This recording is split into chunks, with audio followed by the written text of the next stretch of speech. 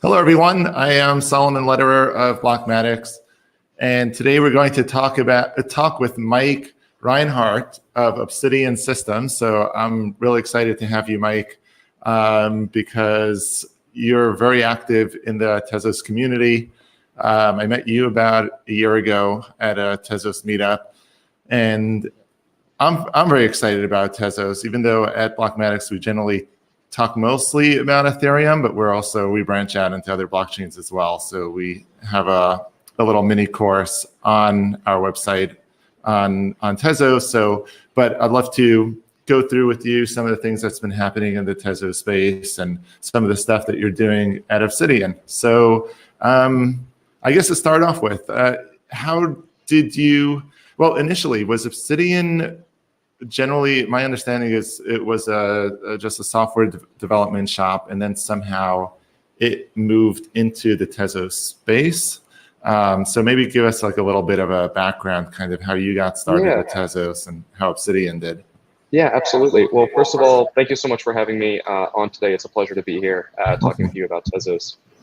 At Obsidian, we are a software consultancy, and we specialize in functional programming, and we're big contributors to open source projects and open source development.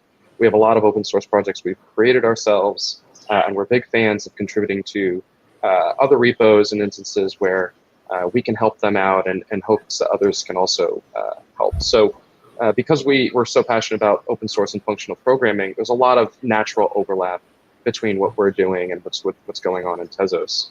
And so we began working together through a grant approximately a year ago, a little over a year ago. And we first started building ledger applications for Tezos, and we also got started on software for monitoring and baking for participants. Awesome. Yeah, I'd love to talk to you about that for sure. So does that mean, is Obsidian now are all of you working on Tezos, or are you still working on other projects as well? And just, I guess we only know about the Tezos. Yeah, we work across a lot of different industries. We're not an exclusively blockchain company. We work, in supply chain management. We work with AI and machine learning technologies. We also work with higher learning institutions like MIT. And so we really have a lot of breadth there, but the main focus is really on functional programming. And we certainly have developed an expertise in blockchain, particularly in Tezos, after we've been building now for about a year. Yeah, you're definitely a big name in the space, and also you run the Tezos baking Slack, so that's for a really great resource for bakers or miners on the Tezos network to sort of learn what to do, get help, and you're very active over there. So, and I know you mentioned Obsidian, you've built a baking application on Tezos, so which is called, or a baking application for Tezos called Kiln, which helps monitor your application. So, but before we get into that, let's do like a little bit of an overview of kind of what baking is on Tezos and how Tezos achieves consensus that is perhaps unique over other blockchains. So maybe you want to start us off in terms of, well, let's start off with number one. It's a proof of stake consensus model. Right. So how would you describe it in? Yeah. So Tezos is a proof of stake consensus model. It's oftentimes confused directly with delegated proof of stake because there is delegation in the Tezos ecosystem, but it's really a liquid proof of stake.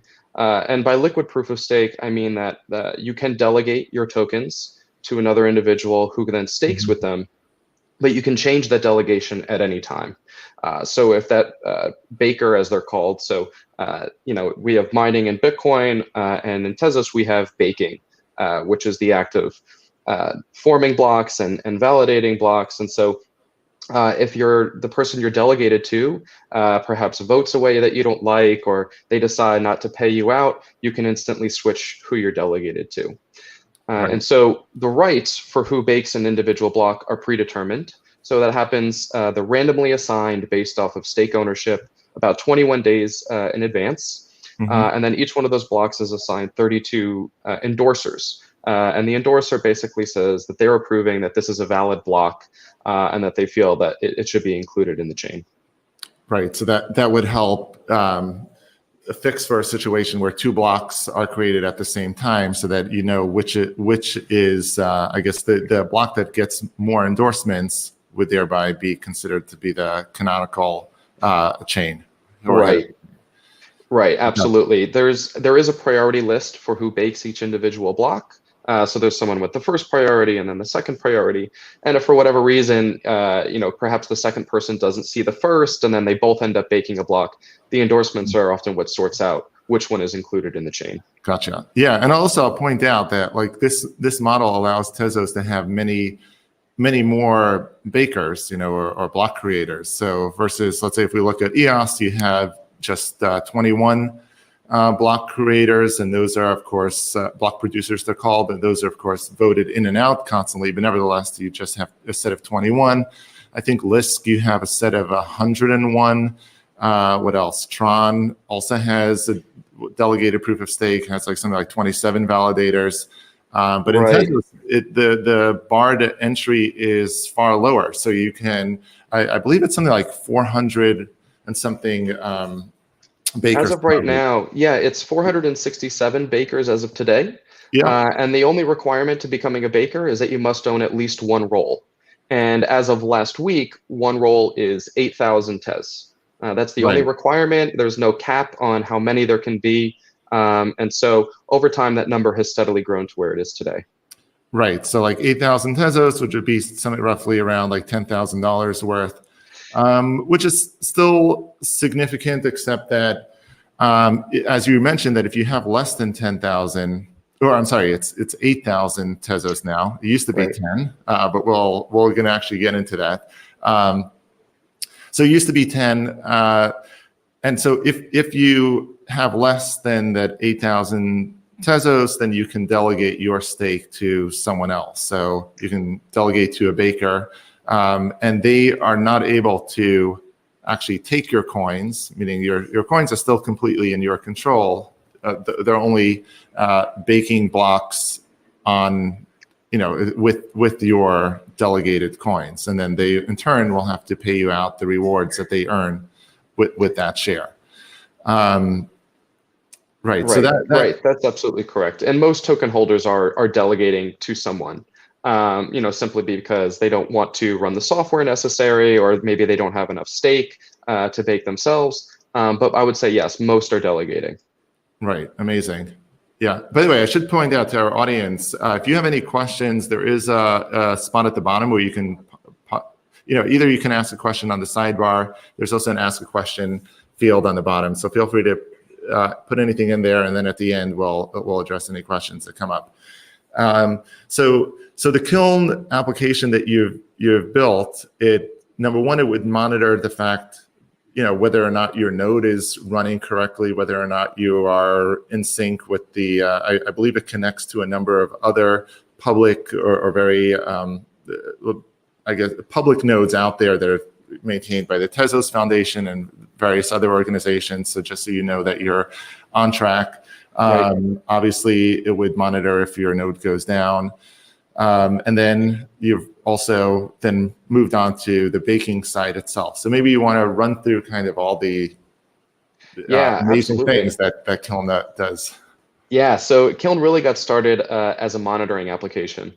We wanted to begin delivering value as quickly as we could to the community and people that were already baking and doing everything over the command line. So it began for monitoring bakers and really for monitoring nodes too, because we felt that was the space where there was really the most need. And it was very hard, people could put up a monitor to monitor CPU usage and disk IO and things that, people oftentimes will use to measure node performance, but there wasn't anything that was providing Tezo-specific context for how your node was doing. And so these things cover if your node goes down, which you could tell with the other tools, but perhaps you couldn't get a notification directly through your phone through Telegram, letting you know that happened. Or perhaps your node goes on a branch, or it's just falling behind the head block level. These were things that it was tough for someone to really know natively without setting up some pretty advanced tools on their own. And so that's what Kiln really started with, was a tool that would have all of those very protocol-specific alerts and notifications built right into it. We then expanded to monitoring bakers. And so we would start sending you notifications, say if you missed a block, or if you missed an endorsement opportunity, or if you were to double bake, meaning baking 2 blocks of the same height, which is rare, but which is an event that is penalized in the network. And then over time, we really made it so that instead of just monitoring these elements of participation, Kiln would run all of it for you and manage all of it for you. And that's where the product is today. So today, Kiln can run a Tezos node for you. It can bake and endorse for you, and it does so with the Ledger Nano S, and very soon the Nano X as well. And so your keys are stored securely on the device, and it manages all of the processes necessary from a nice, convenient UI. And it still takes advantage of all of those monitoring tools that we already had in place. And so we're pretty happy with where it is today. And we're looking forward to adding new cool features and making it available natively on more distributions. Yeah, amazing. No, it really is an amazing, beautiful tool. It really almost seems, well, maybe I don't really know a lot about what other blockchains are doing with respect to this, but are there other tools, let's say from other blockchains, that you were mimicking or modeling after when you were building Kiln? We certainly didn't start with any other model or example that we were trying to replicate. We really approached it on a very user-focused approach. We were interviewing bakers from the community and reviewing designs with them, and talking very actively about what type of issues they were having, what were the pain points. And also, as you mentioned earlier, we do manage a Slack group for bakers. I believe there's over 700 members in that group now. So we're very in tune with the types of problems they're having, the experiences, and what they really needed out of a tool. And UX is a big hurdle for crypto adoption. It's often talked about how UX is something that crypto really lacks. And so we took that as a challenge, and really something to motivate us in creating a great tool. Yeah, I think you really hit it out of the park with that one. I think the general Tezos community really sees that, or definitely those that are baking and or running a node.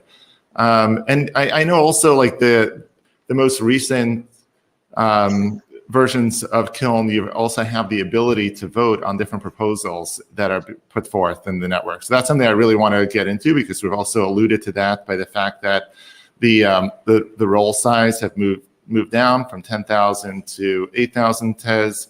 And then also in this amendment, there was a second change as well, where you essentially doubled the gas limit per block. So it's essentially to allow for a lot more transactions to go through. So, and I know you were able to vote. Well, I'm not sure myself if you were able to vote throughout the whole process, or only at the later vote was Kiln ready to so you can vote in the later stages. Right. We only released voting for the final period of this last voting amendment cycle. But that release also allowed people to bake and participate seamlessly through the protocol transition. And so, with the protocol transition, we moved to the old rules, where a roll was 10,000 Tez, and it had half of the computational steps allowed, through the gas limit, which is really also for smart contracts and the number of operations that a smart contract can do in a block. And Kiln managed the upgrade for all of our users. And yes, we also added voting and governance data to the UI. So you can see, for instance, what are the proposals under consideration, and you can vote during any of the 4 periods. There's actually only 3 periods that you vote in, but 4 total periods in the amendment process. Yeah, so let's actually take a step back, because I think we've really covered a lot. And this is really one of the, I guess, the main, one of the maybe the biggest feature that Tezos offers is that this ability that you can actually upgrade the protocol and make changes to the protocol just through an on-chain vote. So do you want to talk a little bit about kind of how Tezos allows for that, or what is structured at just kind of the architecture of Tezos, where you're allowed to make a change to the underlying protocol? Yeah, absolutely. So as you mentioned, it is an on-chain governance mechanism. So because it is so transparent and because it occurs on the chain, anybody who is a role owner, so anyone with 8,000 Tez as at a minimum, can propose what they want to be the new Tezos protocol. And that proposal, it comes in the form of a hash, and that hash is really just a hash of a tarball of the actual files that make the protocol that they are proposing. And so each period, the proposal period is the first of 4. They each run around, 21 days. It's 8 cycles. So, actually a little bit more than that. And during that time, as the proposals come in, anyone who is a delegate or a baker can upvote up to 20 of these proposals that they like the most. And so that's what we saw in Athens, where there were 2 competing proposals, Athens A and Athens B. And as you mentioned, both of them increased the gas limit, and then the other one also decreased the roll size. Right. So right. So you can have, you're saying, many proposals kind of on the board simultaneously, and then within this proposal stage, only the one that is sort of has the most weight behind it or the most vote behind it will then make it onto stage 2. So in this case, there are only two on offer. So only one of them included what would, I guess, presumably be the more controversial change about reducing the roll size. Because I guess it was felt that maybe there would be a lot of bakers that would not be for it for whatever reasons. I don't know, we don't have to get into that. Okay, so the Athens A was the one that went forward, which had both of those changes. And then we get into stage 2, which is the exploration. Stage 2 is, the exploration phase. And this is where everyone in the community, well, the delegates are bakers again, because they're the people who have voting rights. So when you delegate to someone, as we mentioned before, you're delegating baking rights, but you're also delegating voting rights to your baker. So you are still the only one who can transact with your tokens and spend them or give them to somebody else. But you're giving your delegate the baking and voting rights. And so delegates approach this in a different way. Some like to poll all of their delegates and the people who have delegated to them and ask them for their opinions, and others come to their own conclusion and then inform all of their the people who have delegated to them. And this is why liquid proof of stake is nice, because if you don't agree with your delegate, you can always move to someone else. But in the exploration phase, this is where the community decides, do we want to explore this proposal? Do we want to move on and test it and consider it to become our next protocol?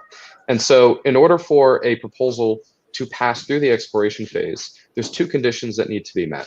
You first have to have a supermajority of voters vote yes, and that supermajority begins at 80%. And you also need to reach a quorum, where you need 80% of all roles to vote in this process. And if you don't reach both of those numbers, then we go back to the proposal phase. And these quorums, they adjust over time based off of participation. So if we were to see, only 50% of people actually end up voting, we'll go back to the proposal period, but by the next exploration period, that number will be reduced. That's not what we saw this time around. This time, we successfully passed through each phase. And so we got out of the exploration period, which moved us into the testing period. Right. So there's this 80%. Well, it starts off at this 80% quorum, which then goes up and down with each, I guess, with each stage or with each later vote, because I believe it adjusts some kind of a exponential moving average where it becomes like 0.8% of the previous quorum and then 0.2% of the actual number that have voted. So in this case, it ended up going up. Well, I mean, for the very first vote, I think in the exploration phase, it was still at 80%. But then when it moved on to the third stage, since something I think like 84% voted, so that was above that 80% quorum. So then the requirement for the next quorum went up slightly to something like 81%, which 81.39% to be precise. All right, we got the real exact number. Yeah. So what happens then? So it passed the exploration phase. The community essentially voted, and I will say, like, that is pretty significant too, because the fact to even get an 80% quorum, and there's always been a lot of criticism of sort of on-chain voting in the sense that you would never be able to get enough of the network interested in voting. Like generally people say, oh, people don't care, they're checked out. And that actually has been an issue in some other blockchains. So I think recently in Maker, there was also a vote, and I believe only like 5% of the network. Right. Aragon had something similar, it was 7%. Yeah, it's often the criticism of these types of on-chain mechanisms is oftentimes that it's a very low participation rate that they see in the real world, or that one whale can come through and completely alter the result of the votes simply, on their own. And in reality, then it's not really the community's decision; it's the movement of one individual who's dictating the path. It is a huge accomplishment that that's not what we saw or what we've seen really through any of the voting periods in Tezo so far. We've really seen great rates of participation, upwards of 80% of all roles voting, in both the exploration phase and then later in the promotion phase, which is where the community then votes, do we want to actually promote this protocol to be our mainnet? But between the exploration and the and the promotion phase is where there was the testing phase, which is where the community collectively tests this new protocol, and a test chain actually forked from the main chain in a sandbox where this new protocol ran, and bakers were able to participate and give a true evaluation of the new protocol. Right. So when it moved out of that exploration phase to the stage 3, which was a testing phase, there was actually, at that point, there was a fork. So there was a spin-off blockchain, a testing blockchain. And I guess there were some percentage of bakers that were baking on forming blocks in both chains. And this was to really verify that this, upgrade of or change of the context actually was working well on this spin-off chain. And I believe that was only like for a period of like 48 hours, although I don't really understand myself, like why it's like each stage of this whole upgrade is, what would you say it was? It was 10 cycles or 8 cycles? 8 cycles for each phase. Right. So which is something like, 8 cycles would be like 21 days about. Right. So it's really closer to about 28 days Gotcha. per cycle. Right. And yeah, you do need people to actually elect to participate in the test chain as it's currently defined. And it runs for a period of 48 hours. So even though it has that whole 28-day period, roughly, it's really only 48 hours that test chain is running. And quite honestly, I think this is an area that we'd like to improve the protocol. It can, be conditions that are somewhat not realistic because you need people to elect to participate. And so if a low number of bakers actually elect to participate in the on-chain test chain, then you end up with conditions that aren't very realistic and very typical of the real world. So what we saw during this phase is to give some extra testing of the transition and of the protocol itself.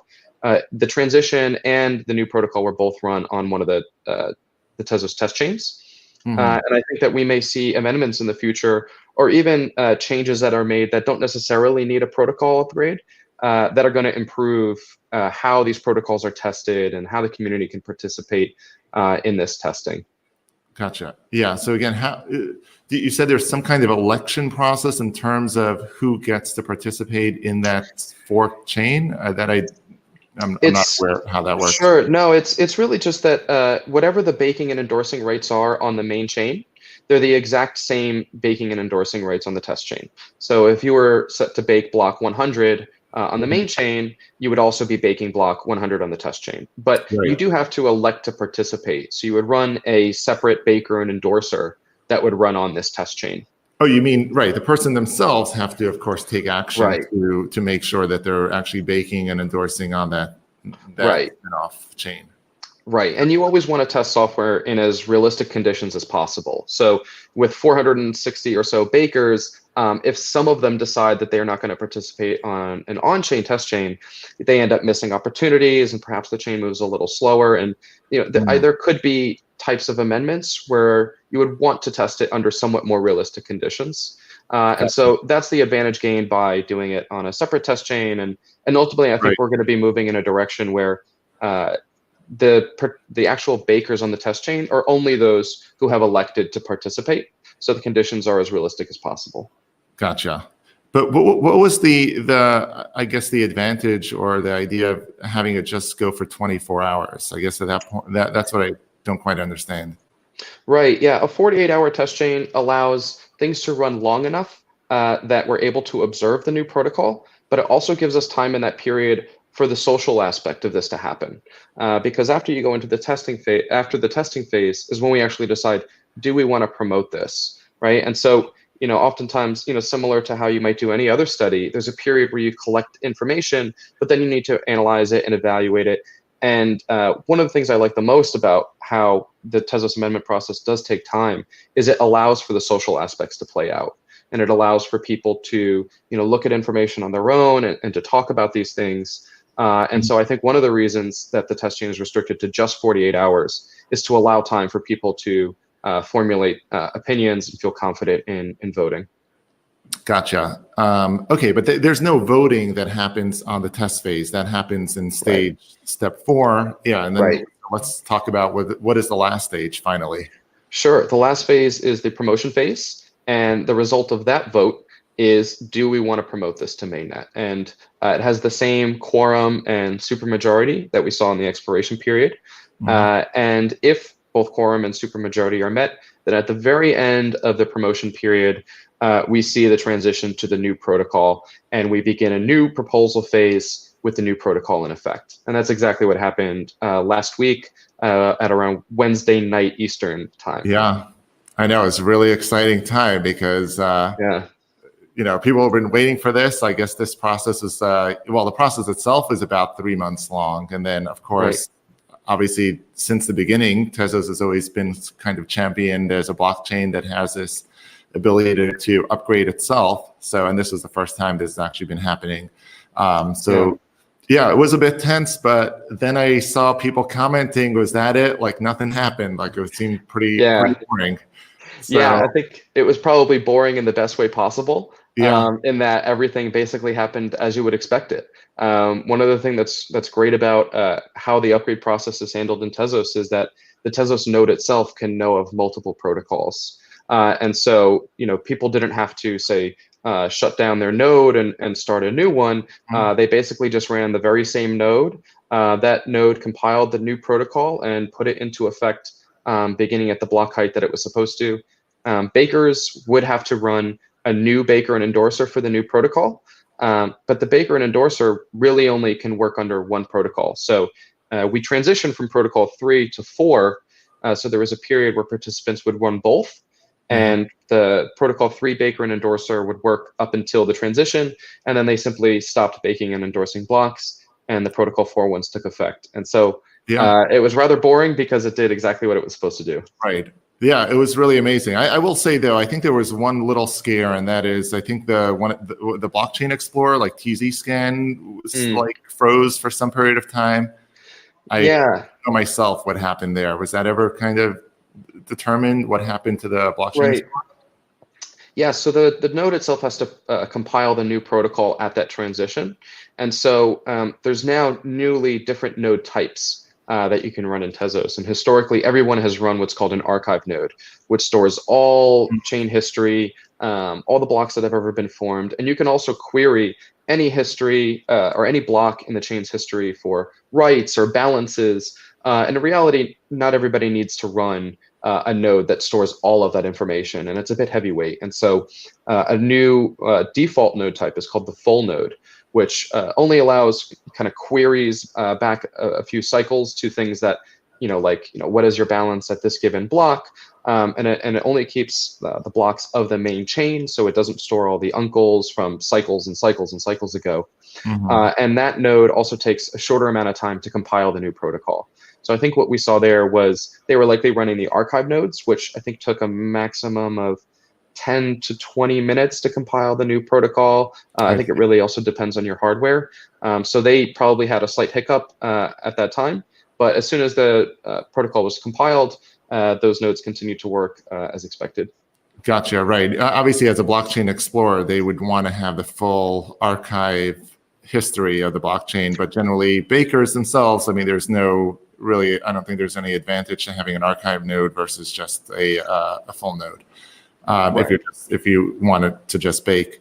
Right. All right, cool. Yeah, so then I guess that was successful, and then the cycle starts all over again. So in the sense that there's always an ongoing proposal period. Well, there's always a proposal period, and then if there's any proposal that just gets enough, there's no minimum quorum in terms of going from the proposal stage to the exploration stage. So as long as there's something, is that right, that it would just move on to the next stage? Right. And so what we even saw really for close to the first year of Tezos is no proposals were being injected. And so we were continuously just restarting a proposal period. And so Athens was the first instance where we saw proposals injected, which is why we first advanced to the exploration period. Yeah. So in our current proposal period, no protocols have been proposed, although there have been parties who have voiced that they will be and working with other parties to make new proposals. And so you're correct in that there's no minimum, let's say, on the number of votes that one needs to achieve. And so I think later this month is when Nomadic Labs, which is one of the core dev teams working on the Tezos protocol, they've indicated they will be injecting some amendments near the end of this month. Really? And what proposal is that? What do they want to change? Sure. So I don't know of some of the exact things that are going to be included in this round. And there really is no official roadmap for, Tezos will do this next and this next, because it is decentralized and anyone can submit these. But I do know some of the things that are being discussed for future amendments. For instance, people are talking about introducing quorum floors and caps. So we talked about the quorum during the exploration and promotion periods. And so right now the quorum doesn't have any real maximum or minimum. So you could see situations where we see really great participation continuously during each phase, but we see such great participation that the quorum gets so high that we miss it, even though we have a large number of people participating in the vote. So one of these amendments, which this one I think will make it in during this proposal period, would be to institute both a floor and a ceiling, or a minimum and a maximum for the quorum. Right. Yeah, I think that makes a lot of sense. Right.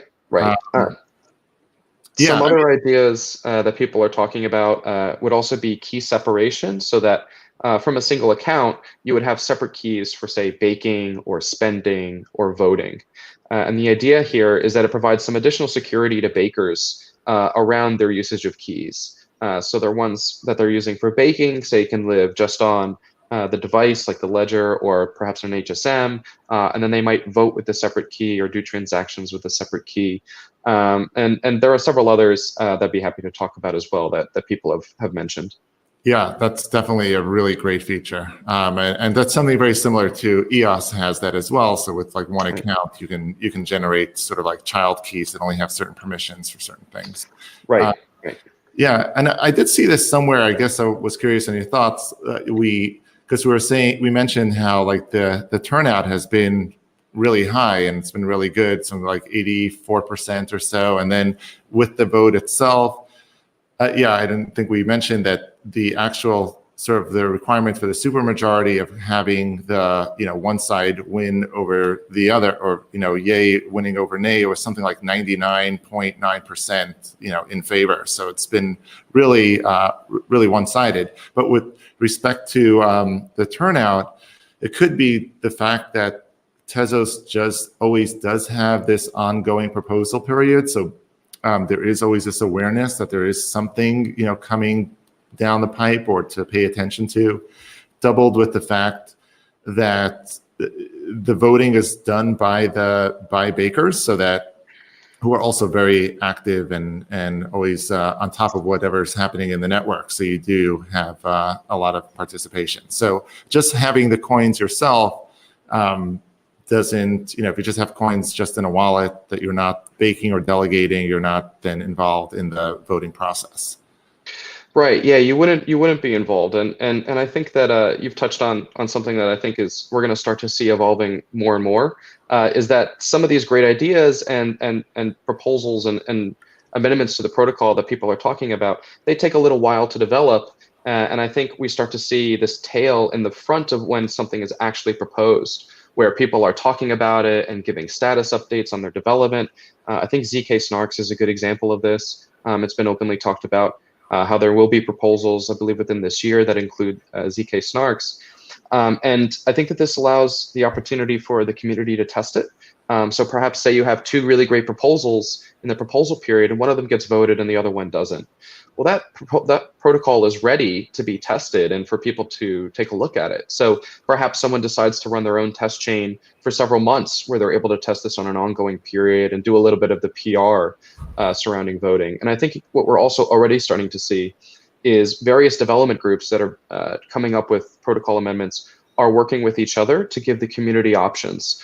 So if you have, team 1 with proposal A and team 2 with proposal B and team 3 with proposal C, they might say, hey, we all agree that these are all independently great ideas.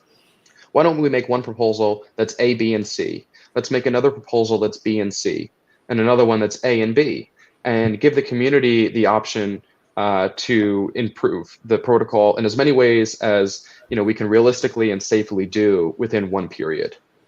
Right, amazing. So speaking of which, is Obsidian are you guys considering putting out any proposals or some upgrades that you want to do? We haven't at this time yet. Right now, we've really been focused on improving parts of the Tezos code base that don't need to be changed through a protocol amendment. So for instance, we've really done a lot of work towards testing tools and sandboxing. And we will be writing a little bit more about that in the future in hopes that other development teams can take advantage of these, because we've written these largely to help us with our own application development. And so, for instance, when we released voting in Kiln, we needed a way to test voting during every period. And when we, in order to make Kiln work through a protocol transition, we needed to be able to simulate a protocol transition in a sandbox of our own. And so those sandboxing tools are now part of the core Tezos repo, and we hope that others can take advantage of them. We also maintain the ledger code and these applications. Right. So there might be some opportunities for these types of things in the future, and we're certainly very active in the Tezos community in a lot of ways. So I won't rule it out at some time in the future, but no proposals planned for this time. All right, awesome. Anything else that you're working on? I mean, are you just working primarily now on Kiln and the sandboxing as you're talking about? I mean, what's kind of next for you? Yeah, so we're really, here to help out anyone who's looking to develop applications on top of Tezos. That's really become something that's a bit of our forte, and working, on these things around security and testability and really usage. I think there's a lot of ways that we can take our existing tools like Kiln, and we can improve them and split them really into different use cases. We've certainly talked to a lot of parties and done a lot of consulting with people who are looking to use the protocol, and we continue to do things like that. And so, we're a little bit flexible in our approach and open to contributing in whichever ways we can. Awesome. Is there anything that you would love to see happen, or love to see somebody build on Tezos that maybe is outside your wheelhouse or outside of Obsidian's domain that you maybe it'd be great if somebody picked that up? Well, I'm really excited by a lot of the applications that are being built on top of Tezos. I think that a lot of them are solving real-world problems, and a lot of them are really taking advantage of what's great about the Tezos protocol. This is all done in functional programming. Functional programming is used exclusively in the automotive industry and the aeronautics industry, and we see really high adoption in the financial and healthcare industries for the reasons that if you need software to work properly and correctly, you go to functional programming. And so I think serious application developers who are building applications that handle large amounts value and who need their code to be correct are doing these types of things. I think there's great stuff going on with elevated returns and their tokenizing of real estate through the securitized DS protocol, through Kalhati, making investment more accessible to Azure, with insurance on Tezos, and there are many others that I could mention here. And so, I mean, if any other come to mind, go for it. We could. Yeah, those are the ones that are jumping out to me now. I know Viaz is also one that Stephen Andrews is working on. Right. So all of them solving their own individual problems, and all of them solving real world problems. Chorus Mobility is another great one I should mention. They have a lot of great. One again. What mobility? Chorus Mobility. And so they work primarily around transportation and ways that transportation can leverage the blockchain. And so some, for instances, that they'd be really well suited for, and the types of problems that they're addressing might be, pay express lanes. So if you're driving down the highway, if you live in a city, you may have like a high occupancy vehicle lane. They could enable things like having a pay lane where if you want to beat the rush hour traffic and you're willing to pay, $1 a mile or something like that, your car could communicate, much in like an Internet of Things style with the roadway in order to make payments for that type of road. You can also incentivize drivers to behave like more altruistic drivers, particularly as I think we move towards a time where we're going to see a mixture of automated vehicles and vehicles that are still driven by humans. These automotive that are completely automated are all going to behave to the same patterns and all be able to communicate very well in a swarm mentality, and we'll be the ones slowing everything down. So this would really incentivize us to work better within that system, and you might be able to receive payments for being a better driver in real time. Right. Oh, amazing. All right. The future can't come fast enough. That's right. You're building it. All right, cool. So yeah, I mean, if anyone has any questions, now's your last chance to post them in. Otherwise, this video is always going to live here at this URL. People can always find it and watch it. You can also post in a question here. But better yet, this video will also live on our YouTube, on Blockmatics's YouTube. Perhaps maybe Obsidian, you have a place to put it as well. So you can always add comments there. Of course, follow us, Blockmatics, on all our channels, and we have a newsletter that we put out every week. So we always have something interesting that is happening overall in the blockchain space, and we do a webinar about every week as well. So if you like this one, just follow over here on Crowdcast, and you'll get all those updates. And to you, Mike, where can people follow what Obsidian is doing and follow what you're doing? What would you like? Sure. Yeah, our Twitter handle is @Obsidian_LLC. If you want to reach out to me specifically, you can always email us Tezos@obsidian.systems. Our website is obsidian.systems, and we're very active on the Tezos Reddit and /Haskell on Reddit as well. Really anywhere where Haskell functional programming and Tezos lives, you're sure to find us. Awesome. Well, Mike, it was really great talking to you. I learned a lot. I'm sure our audience learned a lot as well. Yeah, and I hope to see you around. I hope to actually make it to a Tezos meetup. So, right. Is Obsidian are you all based out of New York and Brooklyn? We're about two-thirds of our workforce is in New York, and the other third is really spread around the world. But we're mostly here in New York. But thank you so much for the opportunity. So, yeah, great talking to you today. All right, great talking to you, Mike. Have a good one. Bye.